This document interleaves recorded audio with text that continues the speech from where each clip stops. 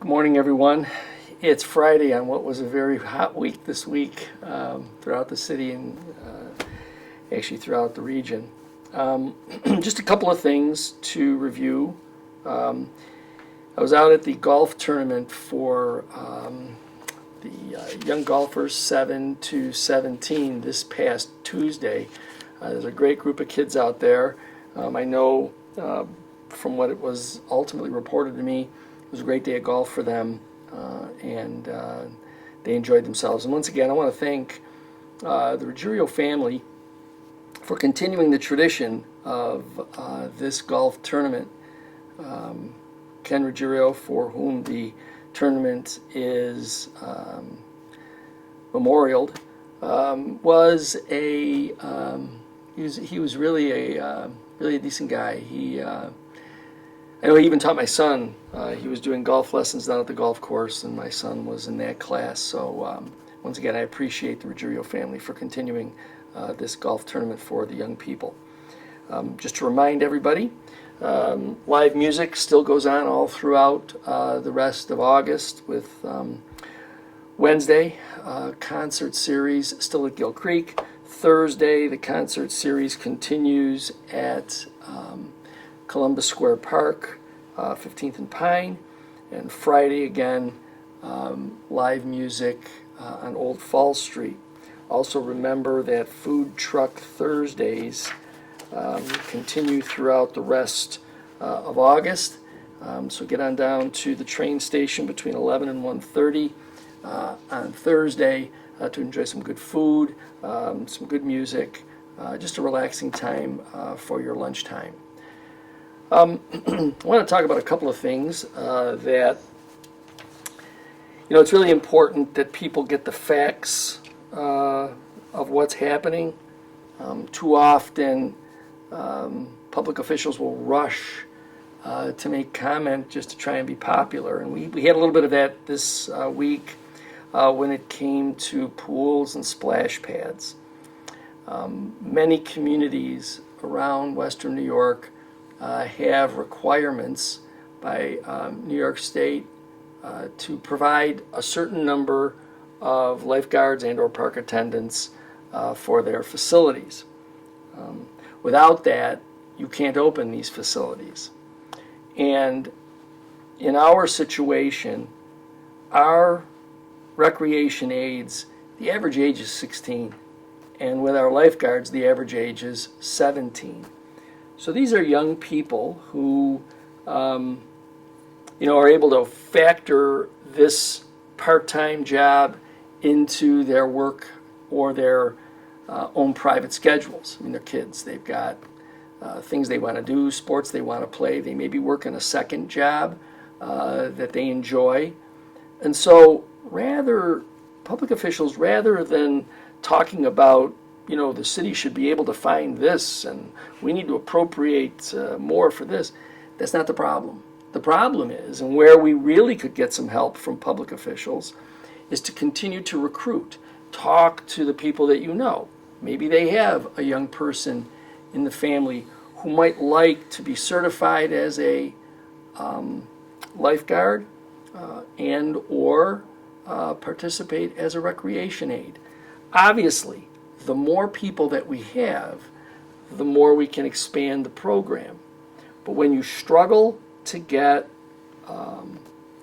young people who are going to participate in this, it makes it difficult. I mean, you can't certainly say to them, look, you're going to have to work a 40-hour week. It's just not, it doesn't make a lot of sense. Again, these are young people, 16 and 17 on average, and they're going to have other things that they're going to want to do. Just that really are the facts of the situation. And again, I would just hope that public officials would work toward helping to recruit rather than just, sort of rushing quickly to make comments. That requires, obviously, information gathering, which gets back to the issue of,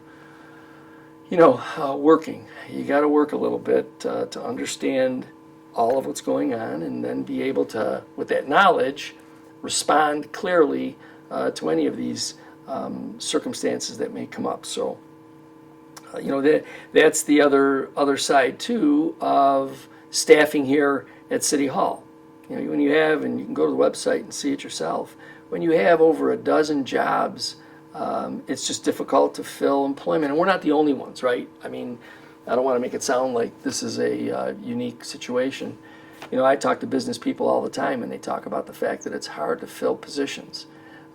But in government, when that is difficult, it impacts the level of service. I mean, service is still provided, but the difference between having 6 members in a department as opposed to 2 members in a department, I think you can figure out, what happens there. So those are the facts of the situation, the challenges that we have here. Obviously, again, whenever I'm out and around, I will tell people, please, if they're talking about needing employment, I tell them, file an application. We're always happy to review applications and see if we can't add more people to our workforce. So I also want to talk about today a little bit of history. This few days back, maybe it's a couple of weeks now, there was a hearing in front of the planning board, public hearing, on the Milstein development for a data center. And as a part of their presentation, they talked about sound attenuating walls. And I think they mentioned that they would be 3 stories high along the development. Now, 3 stories high, on average, you're talking about a 30-foot wall. 30-foot wall to buffer the sound of what's supposed to be these very quiet data centers. They're quiet, but we need a 30-foot sound attenuating wall. It's funny because the Milstein group was talking about these sound attenuating walls, and about 2 weeks after that, this past Wednesday, as a matter of fact, we celebrated, or not celebrated, you don't celebrate this, we remembered. That's more important. We remembered. We didn't celebrate, but we remembered that it was on August 13th in 1961 that the Berlin Wall started to get constructed. Now, I think anybody who knows anything at all about history knows about the Berlin Wall. And the funny thing is, the Berlin Wall, at its highest point, was only 13 feet. So the walls that are being proposed in this project are more than double the size of the Berlin Wall. And that is what is being proposed along John B. Daly Boulevard, Falls Street. So just something to remember, that this past Wednesday, we remember that was the beginning of the construction of the Berlin Wall 64 years ago. And now we're talking about the building of 30-foot high walls along John B. Daly Boulevard and Fall Street. Just something to think about as that particular topic continues to roll around. We are expecting that the weather is going to stay seasonably summer hot. So if you're going to be out and around and you are going to be either exercising, biking, hiking, or just being outside, please make sure that you hydrate yourself, and make sure you attend also to young kids and seniors, because they also need our help in making sure that they stay safe in the heat. Again, lots of entertainment going on this coming week. Please make sure that you get out there and enjoy it. And I look forward to talking to you again next week.